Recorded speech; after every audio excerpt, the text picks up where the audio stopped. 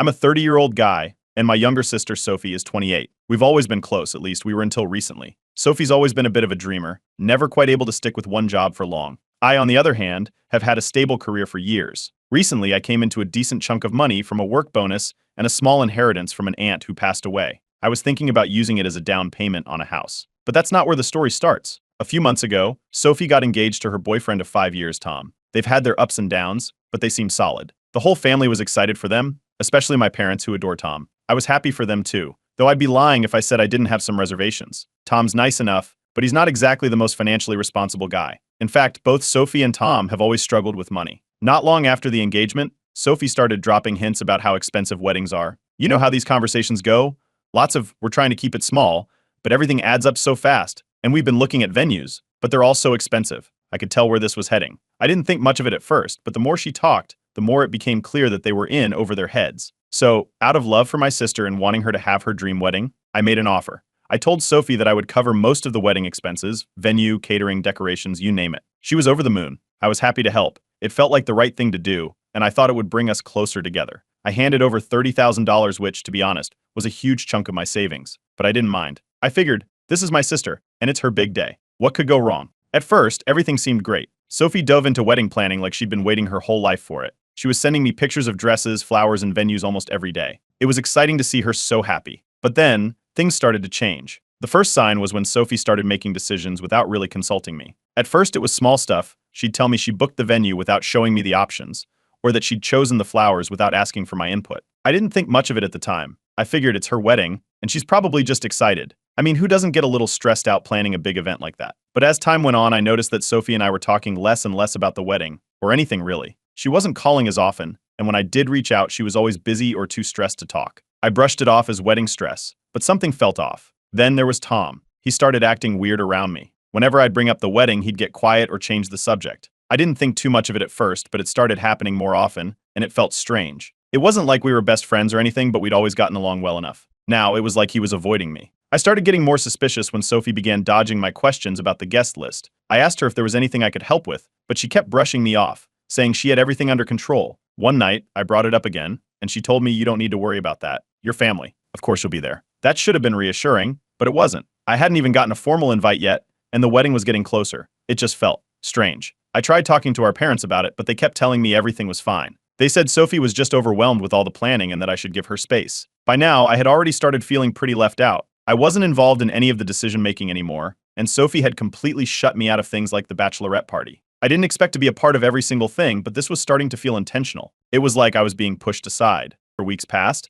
and I still hadn't received a formal invitation. At this point, I was starting to get worried. I tried bringing it up with Sophie again, but every time I did, she'd brush it off, saying, "You don't need an invite, your family." The more I pressed, the more distant she became. Tom wasn't any better, he was barely speaking to me by now. The wedding was only a few weeks away, and I still hadn't received a single update. Something wasn't right, but I couldn't put my finger on it. The distance between Sophie and me kept growing, and it was getting harder to ignore. I wanted to confront her about everything, but I didn't want to add more stress to her plate. Maybe I was overthinking things, or maybe there was something going on that I didn't know about. As the days passed, that sinking feeling in my stomach grew. I didn't want to believe that my own sister, the one I had always been so close to, would exclude me from the wedding that I had paid for. But with each passing day, the signs were harder to ignore. Update 1. So after weeks of feeling sidelined and confused, I finally decided to confront Sophie. It had been bothering me for a while now, no invite, no updates, and every time I tried to ask, she brushed me off. The wedding was fast approaching, and I couldn't shake the feeling that something was seriously off. It was eating away at me, so I decided to stop playing the waiting game and talk to her directly. I caught Sophie alone one afternoon while visiting our parents. It wasn't the best timing, but at this point I was done being polite about it. I asked her straight up why I hadn't received a formal invitation yet.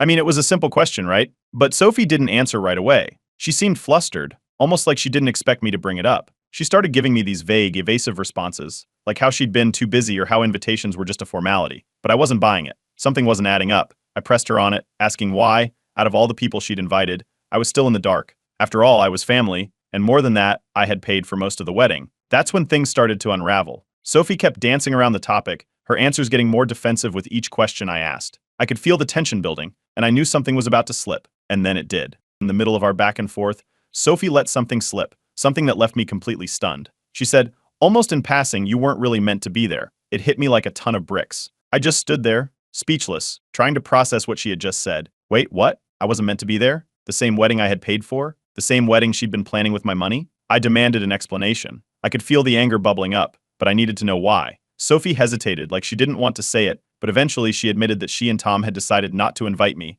because they thought it would be awkward if I was there. Awkward? How? She went on to explain that my type of personality stressed her out, and they didn't want me taking over the wedding. According to Sophie, I was too controlling, and they thought it would just be easier if I wasn't there. I couldn't believe what I was hearing. All this time, I had been trying to support her, giving her the money to have the wedding of her dreams, and this is how she repaid me. Apparently, Tom had been the one to push for this decision, saying I would make things uncomfortable. Sophie went along with it, thinking it was the right choice for her big day. They had both decided that, even though I had given them thousands of dollars, it was better if I wasn't there. I felt completely betrayed. Not only had Sophie excluded me, but she had also used my money to fund a wedding I wasn't even welcome at. I didn't know what to say. Part of me wanted to pull all the money back right then and there, but I knew that would just cause an even bigger blow up in the family. Still, the thought of staying quiet after being treated like this seemed impossible. I left the conversation feeling crushed. I didn't even know where to begin processing it all. On the way home, I called my parents to see if they knew anything about this. They were just as shocked as I was. I told them what Sophie had said, and while they were sympathetic, they urged me not to rock the boat. They kept saying it was Sophie's big day, and that I should just let it go for the sake of keeping the peace in the family. But how was I supposed to let it go? My sister had completely cut me out of one of the biggest events of her life, and all after I had sacrificed so much for her. The more I thought about it, the angrier I got.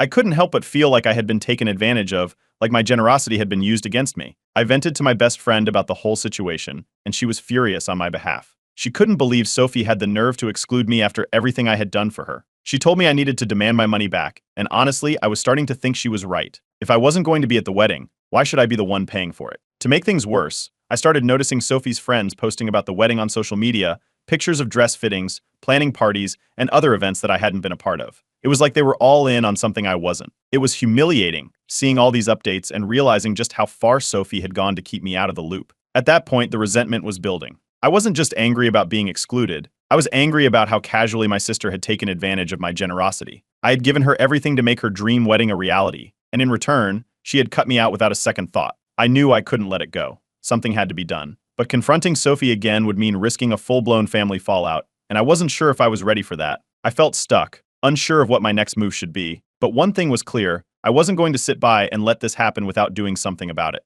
Update 2.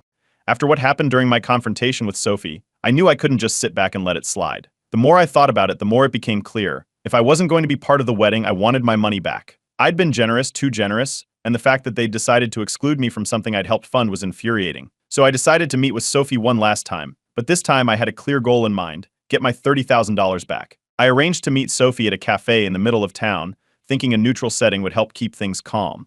I didn't want to go into this guns blazing, but I was determined to get some answers and my money back. Sophie arrived late, looking stressed, which only added to my growing frustration. She had no idea what was coming. I started off calmly, explaining that I felt disrespected and hurt by how everything had gone down. I reminded her that I had given her the money with the expectation of being part of her big day, not as an outsider. Then I laid it out. If I wasn't going to be invited to the wedding, I wanted the $30,000 back. The moment those words left my mouth, Sophie's face changed completely. She went from looking stressed to outright panicked. Without warning, she burst into tears right there in the cafe. It was so sudden that I didn't even know how to react. She wasn't just crying, she was sobbing loudly enough that people at nearby tables were starting to stare. Through her tears, she started telling me that if I took the money back, there wouldn't be a wedding at all. Apparently, she and Tom had been counting on that money to fund nearly everything. Without it, they wouldn't be able to afford the venue, the catering, or any of the other lavish details Sophie had planned. She kept repeating that I'd be ruining her wedding if I took the money back, as if I hadn't already been excluded from it in the first place. It was hard to believe what I was hearing. I wasn't trying to ruin anything.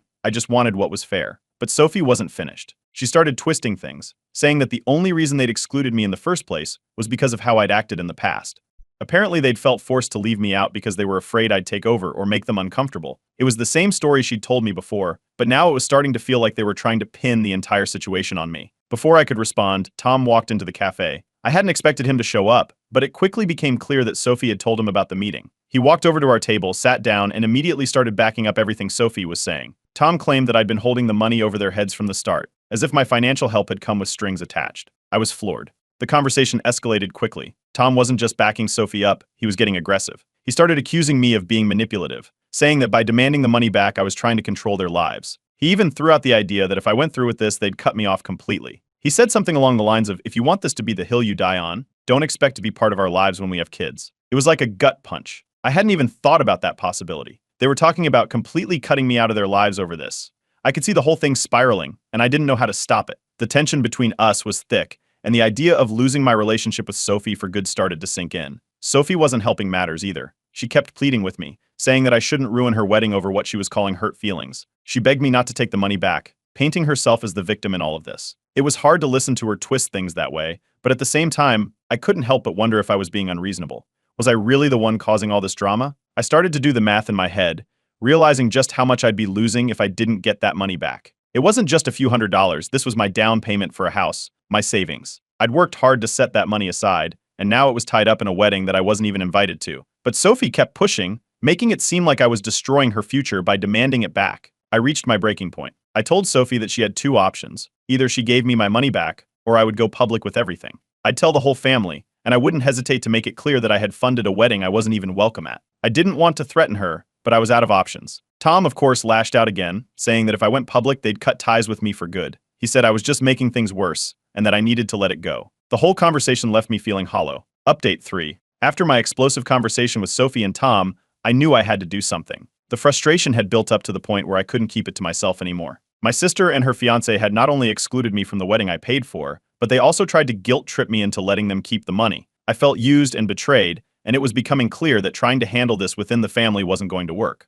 So I did what a lot of people do when they hit their breaking point. I turned to Reddit. I'd been lurking on subreddits like r/true/off-my-chest and r/best-of-Redditor updates for a while. I knew that people on Reddit could be brutally honest, but that's exactly what I needed. I wanted advice, validation, or at least some kind of direction because I felt lost. I carefully wrote out my post, making sure to leave out personal details like real names or locations, but I laid everything else bare. I explained how I'd given Sophie $30,000 to fund her dream wedding, only to find out later that I wasn't even invited. I mentioned how they'd accused me of being too controlling, and how they both tried to manipulate me when I demanded my money back. I hit post and immediately felt a wave of anxiety. Had I done the right thing? Would people side with me? Or would they think I was overreacting? I had no idea how this was going to play out. It didn't take long for the responses to start pouring in. At first, it was just a handful of comments, but within a couple of hours, my post had blown up. There were thousands of upvotes, and the comments section was going wild. The support was overwhelming. People couldn't believe how Sophie and Tom had treated me, and they were furious on my behalf. They called out the manipulation, the entitlement,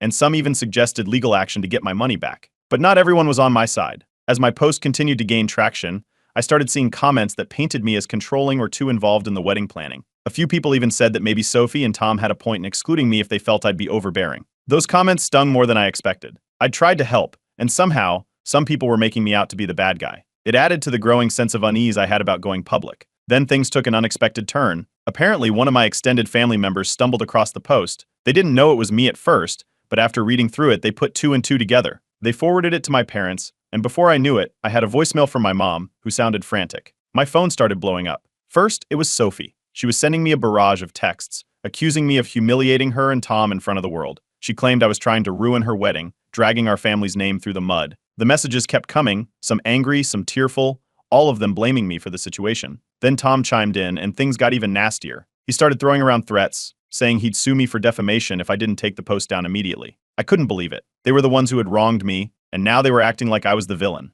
It wasn't just Sophie and Tom. My parents were furious too. They couldn't understand why I'd taken this public instead of keeping it in the family. They begged me to delete the post, saying it was causing too much drama and that I needed to think of the bigger picture. But how could I delete it? I'd poured my heart out, and the support I was getting from strangers on Reddit made me feel like I wasn't crazy for feeling hurt and used. As if things couldn't get worse, the post started going viral. I hadn't expected it to blow up like this. Major social media accounts were picking it up, and it was being shared all over the place. People were weighing in from every corner of the internet, and my story was becoming bigger than I ever imagined. That's when the anonymous messages started. I began receiving DMs, some from people offering support, telling me that I was right to stand up for myself, but others were vicious.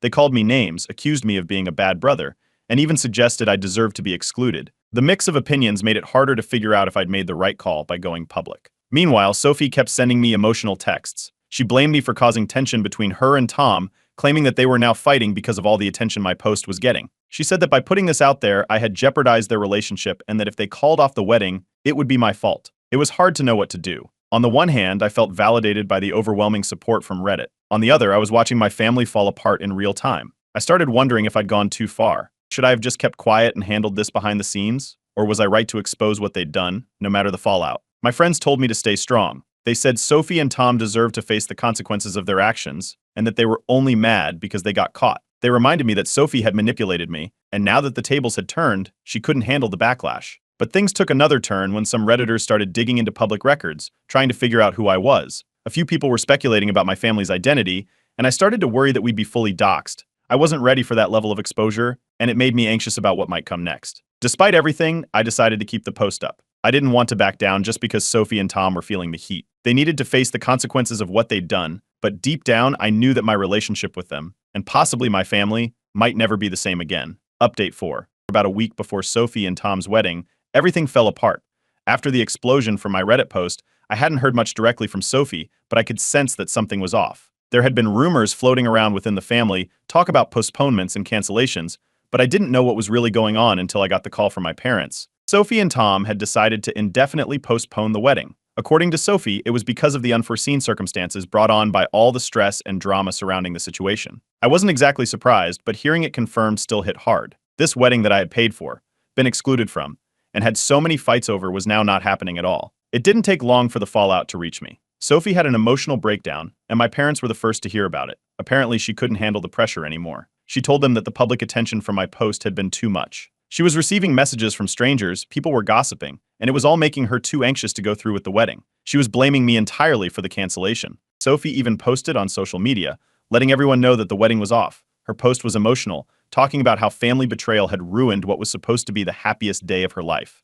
She didn't name me directly, but anyone who had been following the drama knew exactly who she was talking about. Her friends and followers jumped in, offering sympathy and condolences, and some even hinted that they knew who the betrayer was. The blame was squarely on my shoulders now. Reactions from family were mixed. Some relatives reached out privately to tell me they understood why I did what I did. Others? Not so much. I started getting cold messages, implying that I had gone too far by airing our dirty laundry in public. One cousin bluntly told me I had ruined everything, and that Sophie's emotional state was all my fault. Family gatherings became a minefield of whispers and sidelong glances. People who once treated me warmly were now distant, unsure how to approach me. My parents were devastated. They couldn't understand why things had escalated so far. They believed that the wedding would have gone off without a hitch if I had just stayed quiet. They didn't say it outright, but I could tell they blamed me too. There was this undercurrent of disappointment in every conversation we had. It hurt, seeing them pull away from me like that.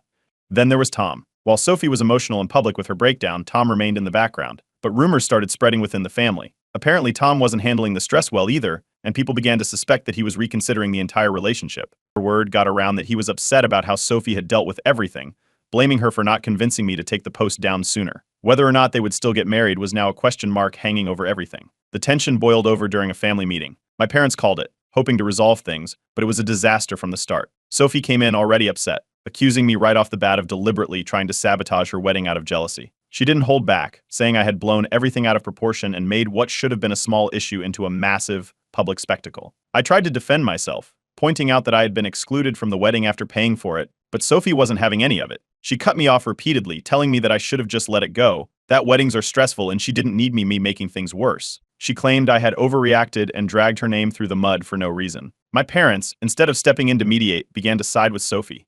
They kept saying things like weddings are hard, and maybe you should have stayed out of it. I couldn't believe what I was hearing. It was like the fact that I had paid for the wedding and been excluded didn't matter anymore. Everything had become about the fallout from my post, and suddenly I was the bad guy. Some of our relatives reached out after the meeting, sending me mixed messages. A few were supportive, saying they understood why I did what I did, but others expressed disappointment, telling me they wished I hadn't taken things so far. It seemed like everyone had an opinion, and none of them made me feel any better. Meanwhile, the internet fallout continued to haunt me. Even though the post had started to die down online, there were still people who recognized me in public. Every now and then, someone would make a comment or send me a message, reminding me that this wasn't over. It felt like the situation was following me everywhere, and I couldn't escape it. The situation between Tom and Sophie grew even more strained. The rumors about Tom reconsidering the wedding kept growing, and it became clear that my post had pushed their relationship to the edge. While no one had officially confirmed it, family whispers suggested that Tom was having serious doubts about whether he wanted to move forward with the marriage after everything that had happened. As for me, guilt started creeping in. I knew that Sophie had treated me unfairly, but watching the entire situation collapse made me question whether I had done the right thing. I hadn't started the exclusion, but had my response really been worth all of this? In the end, I decided to step back from the family altogether, at least for a while. The constant tension and blame were too much to handle, and I needed space to breathe. I stopped attending family events, avoiding the confrontations that I knew would come. It felt isolating, but in the end, I believed it was for the best. The family dynamic had shifted, and I didn't know if it would ever be the same again. Update 5. It's been about 3 months since Sophie and Tom's wedding was supposed to happen. The dust has finally started to settle, but things aren't the same, probably never will be. Since the fallout, there hasn't been much communication between Sophie and me. Actually, there's been none. After that family meeting where she accused me of sabotaging her wedding, she's completely cut me off. It's strange to think that someone I was so close to just a year ago is now a stranger. But I guess that's where we're at now. Our parents have kept their distance too, but not as dramatically as Sophie. They're civil when we talk, but there's an unspoken tension in every conversation. Family gatherings are awkward. The air feels heavy whenever we're all in the same room, and I find myself excluded from conversations more often than not. Everyone seems to be tiptoeing around me, unsure how to interact without bringing up what happened. It's a cold politeness, and it stings, even if I've gotten used to it. On the public side of things, the chatter has died down. The Reddit post that went viral is no longer a hot topic, and I haven't received any more messages about it, which is a relief. For a while, I couldn't escape it. People online, family members gossiping, and even random strangers bringing it up in public. But now it seems like everyone has moved on. I'm grateful for that part, at least. As for Sophie and Tom, there are rumors swirling that the wedding is off for good. I haven't heard it directly from Sophie, but our cousin mentioned that they've been fighting non-stop since the whole drama unfolded. Apparently, without the wedding funds and with all the tension, they're struggling both financially and emotionally. It seems like the wedding, and possibly the relationship, may not survive. It's not exactly a victory for me, though. If anything, it's just more fallout from a situation that spiraled out of control. There's still no apology from Sophie. I've given up expecting one. Even though she was the one who excluded me from the wedding I paid for, she seems to have convinced herself that I'm the villain in all of this. I doubt she'll ever admit she was wrong. And honestly, I'm not sure what good it would do at this point. The damage is done, and an apology probably wouldn't change how things are now. Do I regret how things played out? Sometimes. There are moments where I wish I'd handled it differently. Maybe if I hadn't gone public, things wouldn't have gotten so messy. Maybe the wedding would have happened, and I wouldn't be so estranged from my family. But then I remind myself that I had every right to stand up for myself. I was wronged, plain and simple. I didn't ask for this to happen, and I wasn't the one who started it. Still, the aftermath has been heavier than I ever imagined. Family events have become something I dread. I'm often left out of conversations, and when I'm included, it's like I'm being tolerated rather than welcomed. I try not to let it get to me, but it's hard. My parents, while not completely alienating me, seem to believe that time will heal the rift between Sophie and me. I don't know if that's true. I'm not sure if we can ever go back to the way things were. The wound feels too deep now, and neither of us seems willing to take the first step toward fixing it. Looking back, I realized that going public with my story on Reddit changed the entire course of my life. I never anticipated the impact it would have, not just on me, but on my family dynamics. I wanted advice, validation, maybe a little bit of support. What I got was a wildfire that spread through my entire family, leaving behind destruction that might never be repaired. Every now and then, I consider reaching out to Sophie, offering an olive branch to try and patch things up. But I hesitate. I'm not sure if she would even be receptive, or if trying to reconnect would only reignite old tensions. Part of me feels like the ball is in her court. She's the one who shut me out, after all. But another part of me wonders if we'll stay estranged forever if I don't make the first move. For now, my friends have been my biggest support system. They've encouraged me to keep my distance from the toxic family dynamics and focus on myself. They remind me that not every relationship is worth saving, even when it's with family. It's hard advice to swallow sometimes, but I know they're right. Family isn't always who you're born into. Sometimes, it's the people who stand by you when things get tough. So that's what I'm doing, focusing on myself. I've thrown myself into work and started rebuilding other relationships in my life. I'm putting energy into friendships that aren't clouded by drama and tension. It's not easy, and there are still days when I think about what happened and wonder if things could have been different. But I'm moving forward, slowly but surely. In the end, family relationships are complicated. What happened with Sophie showed me that standing up for yourself, even when it's the right thing to do, can come with consequences you never see coming. The Reddit community gave me the courage to speak up, and for that, I'm grateful. But the fallout from that decision has been heavier than I ever expected. Will things ever go back to normal with Sophie and the rest of my family? I don't know. Maybe time will heal the rift like my parents hope, or maybe this is just how things will be from now on. Either way, I've accepted that some relationships, even with family, aren't always meant to last. And sometimes, you have to let go to protect your own peace. I'm a 33-year-old guy, and I've spent most of my adult life trying to help my parents out of financial struggles. Growing up, we weren't exactly poor, but we were far from comfortable. My parents worked hard but couldn't seem to catch a break when it came to money. Bills piled up, debts accumulated, and they barely scraped by. Watching them struggle was tough, so when I started earning good money, I made it my mission to help them. Over the years, I did everything I could to ease their burden. I paid off their mortgage after a health scare left them unable to keep up with payments. I set up a retirement fund for them so they wouldn't have to worry about their later years. When their car broke down, I bought them a reliable one. And when they said they needed a new roof over their heads, I even helped them buy a modest house. All of this wasn't easy for me, but I did it out of love. I wanted to see them comfortable after everything they'd been through. Then there's my younger sister, who's 29. She's always been the golden child. You know the type, the one who can do no wrong in their parents' eyes. Growing up, she got away with things that would have gotten me grounded for a month. Even now, she's been bailed out of countless financial messes by our parents. Overdraft fees? Paid. Credit card debt? Covered. She's had jobs, but she's also blown through money like it grows on trees. My parents always brushed it off, saying she just needs a little help. Meanwhile, I've been the one stepping up whenever there's a real crisis. Last week, we had a family dinner. It was supposed to be a casual thing, just catching up and spending time together. My sister was there, of course, flaunting some new designer handbags she bought. She's always got something shiny and expensive to show off, even though she's constantly asking for financial help. I kept my mouth shut, though. I didn't want to ruin the evening. At one point, I went to the kitchen to grab a drink, and I overheard my parents talking in hushed voices. They were discussing their will. Normally, I wouldn't eavesdrop, but something about the tone caught my attention. What I heard stopped me cold. They're planning to leave everything to my sister. The house, the retirement savings, everything. My mom said something like, she'll need it more than him. He's doing fine on his own. I couldn't believe what I was hearing. After all the sacrifices I've made, all the money I've poured into their well-being, they're leaving me with nothing. It felt like a punch to the gut. I didn't confront them right then and there. Honestly, I was too stunned to say anything. Instead, I went back to the table and tried to act normal, though I could barely focus on the conversation. My sister, oblivious as always, was going on about some extravagant vacation she's planning. She's got no savings, no steady income, but she's booking luxury trips like it's no big deal.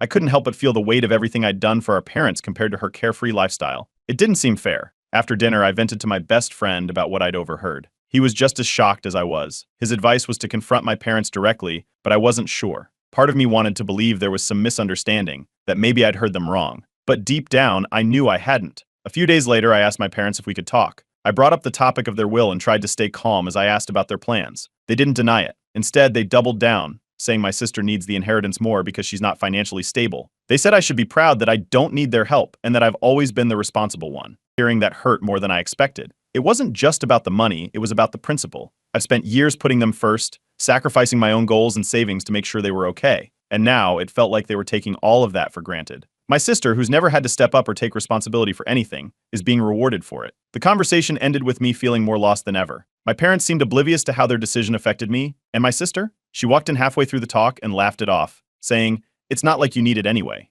I don't know what to do. Part of me wants to cut ties and let them deal with the consequences of their choices. Another part of me thinks I should fight for what's fair, but would that make me just as bad as my sister? I've been turning this over in my head for days, and I still don't have an answer. So here I am, writing this out and wondering, am I overreacting, or do I have a right to feel betrayed? Update 1. After a few sleepless nights turning things over in my head, I decided I couldn't just let this go. Ignoring it wasn't an option anymore. My parents' justification, that I was financially stable so I didn't need anything from them, stung more than I wanted to admit. It wasn't about needing their money, it was about fairness. After years of sacrifices, I couldn't just sit back and watch them hand everything to my sister without even a conversation. I reached out to my parents and suggested another family dinner. I kept the tone casual, and they agreed without hesitation. My sister, predictably, was thrilled at the idea of another dinner she could turn into her personal showcase. This time, though, I had a plan. I rehearsed exactly what I wanted to say, and made a promise to myself to stay calm, no matter how things unfolded. When the evening rolled around, everything started out normal. My parents had made their usual spread of home-cooked dishes, and my sister showed up fashionably late,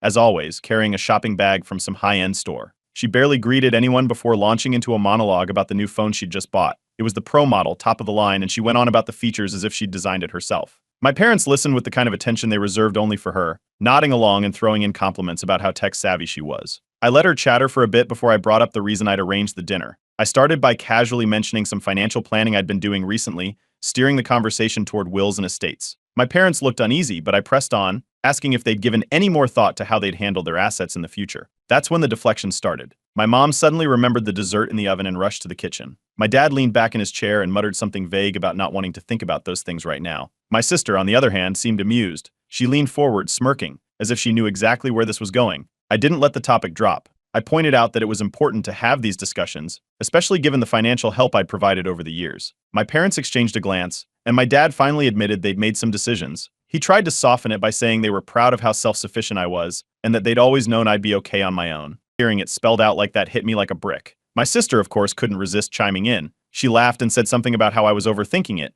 that I didn't need to worry since I had more than enough already.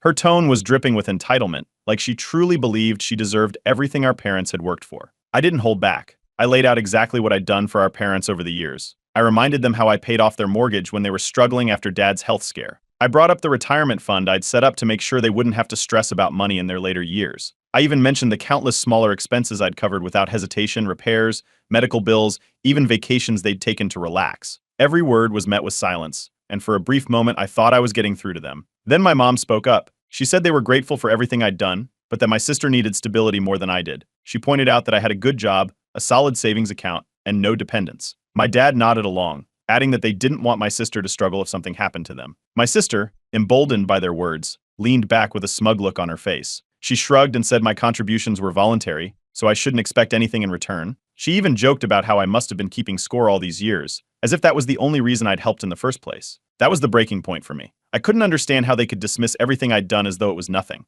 I told them that it wasn't about the money, it was about the principle. I wasn't looking for a reward, but I expected fairness, or at the very least, a discussion before they decided to hand everything over to my sister. By the end of it, I was emotionally drained. My parents looked guilty but didn't say much to defend themselves. My sister, on the other hand, just rolled her eyes and started scrolling through her phone, clearly bored with the whole thing. I stood up, told them I needed some time to process, and walked out. Now I'm here wondering what my next move should be. Do I go no contact? Do I fight for what's right? Or do I just let it go and focus on building my own life? Right now, I don't have the answers, but one thing's for sure, this isn't over. Update 2. After that explosive family dinner, I needed some clarity. Walking away had felt like the right move at the time, but the questions kept piling up. Why were my parents so adamant about leaving everything to my sister? How much of their financial situation did I really understand? And most importantly, was there more going on behind the scenes? The first step was to take a closer look at their finances. I had helped them set up their retirement fund a few years back, so I reached out to the financial advisor who'd handled the paperwork. Since I was listed as the initial contributor, I still had access to the account information. The advisor didn't hesitate to send over the recent statements. I wasn't sure what I expected to find, but it wasn't this. Over the past year, there had been multiple large withdrawals from the account. I'm talking about amounts that didn't match their usual expenses. Not even close. My parents live a modest lifestyle. Their bills are predictable utilities, groceries, and an occasional dinner out. These withdrawals were far above what they'd need for any of that. I cross-referenced the dates with what I knew about my sister's emergencies. It all lined up. There was a $5,000 withdrawal around the time she mentioned her car needed unexpected repairs. A few months later, there was another withdrawal for $3,000, which happened to coincide with her buying that designer handbag she showed off at dinner. The biggest one, though, was a whopping $15,000 withdrawal last summer, right when she'd gone on a life-changing international vacation. I decided to confront my parents about it. When I brought it up, they brushed me off. My mom waved her hand and said they could spend their money however they wanted. My dad added that they were just helping out when my sister needed it. They acted like this was normal, as if draining the account I'd built for their retirement was no big deal. I wasn't buying it. The retirement fund wasn't supposed to be a slush fund for my sister's whims. I reminded them that this was money I'd set aside for their future, not her lifestyle. They didn't want to hear it. My mom got defensive, saying they didn't want my sister to feel like they weren't there for her. My dad tried to end the conversation by claiming it wasn't my business how they handled their finances. At that point, I knew I needed professional advice. I reached out to a lawyer who specializes in financial disputes. I explained the situation, my contributions, the withdrawals, and the inheritance plans. The lawyer was straightforward. If I could prove that my contributions were meant for specific purposes, like their mortgage or retirement, I might have a case to reclaim some of the money. It wasn't a guarantee, but it was enough to give me hope. Meanwhile, my sister got wind of our conversation. She must have overheard something, because the next day she sent me a string of sarcastic texts. One of them stood out. Why are you so obsessed with what mom and dad do with their money? Control issues much? She followed it up with a selfie of her holding a shopping bag, the logo of yet another luxury store front and center. The audacity of it all was unbelievable. This wasn't just about the money anymore, it was about the complete lack of respect. My parents had enabled her behavior for years, but seeing her flaunted in my face was a new low. I started documenting everything. I dug up old bank statements, receipts, and even emails where my parents had explicitly thanked me for specific contributions. There was one in particular from when I paid off their mortgage. My mom had written, "You're saving us from losing the house. We don't know how to thank you enough." That email alone felt like a lifeline. It proved that my help wasn't just casual, it was critical to their stability. Reddit had been my outlet through all of this. Sharing my story and reading the comments gave me a strange sense of comfort. Most people encouraged me to stand my ground. A few suggested going no contact, which was tempting, but I wasn't ready to take that step just yet. One comment stood out, "Your sister is counting on you giving up. Don't give her the satisfaction." That stuck with me. I decided to lay it all out for my parents one last time. I told them that I wouldn't contribute another cent unless the inheritance plans were adjusted to reflect fairness. I wasn't asking for everything, I just wanted acknowledgement of my efforts. They looked shocked but didn't argue. My dad muttered something about thinking it over, but I could tell he wasn't taking me seriously. Then came the fallout. My sister posted a cryptic message on social media about toxic people who think money equals love. It didn't take long for mutual friends and family to connect the dots. A few relatives even reached out, asking what was going on. I kept my responses vague, not wanting to air everything publicly. Still, it was clear that the battle lines were being drawn. Now I'm at a crossroads. My lawyer says I have enough to proceed with a formal claim, but part of me wonders if it's worth it. The idea of tearing the family apart isn't easy to stomach, but neither is being treated like an ATM. One thing is clear, I can't keep going like this. Something has to give. Update 3. After my last conversation with my parents, I decided it was time to take a stand. I had already made it clear that I wouldn't contribute another dime unless things were made fair. What I didn't expect was how quickly things would spiral after that. My parents' initial reaction was to brush it off. They acted like this was just a phase, and that I'd eventually back down. My mom even called a few days later, casually asking if I could help with some upcoming house repairs. It was as if the entire conversation about boundaries hadn't happened. I repeated my stance, no financial support until the inheritance plans were adjusted. She went quiet, then said she'd talk to my dad about it. I didn't hear back from either of them after that. Meanwhile, my sister decided to escalate things in the most dramatic way possible. Word started getting around to our extended family that I was demanding money from my parents and threatening to sue them. Of course, she left out all the details about the financial contributions I'd made over the years, or the fact that she was the one draining their retirement fund. Instead, she painted herself as the dutiful daughter just trying to protect her aging parents from their greedy son. The fallout was immediate. Relatives I hadn't spoken to in months suddenly started reaching out. Some were genuinely curious about what was going on, while others were outright accusatory. One aunt called to tell me I was being ungrateful, and that parents don't owe their children anything. Another cousin sent me a long text about how family should come before money. It was frustrating, but I kept my responses short and stuck to the facts. I wasn't going to get into a war of words over half-truths and rumors. Thankfully, not everyone bought into my sister's narrative. One of my cousins, who I've always been close to, reached out to share some surprising insights. Apparently, my sister had been running the same manipulative playbook for years. My cousin recounted how my sister had once guilted their parents into co-signing a loan for her, only to default on it and leave them holding the bag. Another relative had loaned her money for a business idea that never materialized. The pattern was obvious. She took and took, leaving others to clean up the mess. Armed with more context, I doubled down on gathering my own evidence. I went through every receipt, bank statement, and email I could find, compiling a detailed timeline of my contributions. My lawyer reviewed everything and confirmed I had a strong case, especially since many of the payments had specific purposes attached to them, like the mortgage payoff and retirement fund deposits. It wasn't just generosity, it was an investment in my parents' stability. Then came the next bombshell. While organizing my documents, I stumbled across some text messages my sister had sent to my parents. They were filled with the kind of manipulative language that made my blood boil. In one, she guilted them by saying she was tired of feeling like the black sheep and deserved to be taken care of for once. In another, she outright asked them to keep her as the sole beneficiary, claiming it was the only way to make things right. The messages made it clear that this wasn't just a misunderstanding, she was actively working to undermine me. I confronted my parents with the texts, hoping it would finally make them see the bigger picture. Instead, they doubled down on their stance. My mom admitted they'd been leaning on my sister more for emotional support lately, especially after our recent conflicts. My dad added that they felt obligated to help her get back on her feet. When I pointed out that enabling her behavior wasn't the same as helping her, they just looked uncomfortable and changed the subject. The stress from all of this started bleeding into other areas of my life. My work performance took a hit as I struggled to focus, and I found myself snapping at friends over minor things. One of my closest friends finally sat me down and gave me some much-needed perspective. She reminded me that boundaries are about protecting yourself, not punishing others, and that I needed to stick to mine if I ever wanted peace. So I drew a line in the sand. I told my parents, in no uncertain terms, that they needed to make things right. If they didn't, I was prepared to take legal action to reclaim what I'd contributed. I also let them know that my relationship with them, and my sister, wouldn't survive if they continued down this path. It was harsh,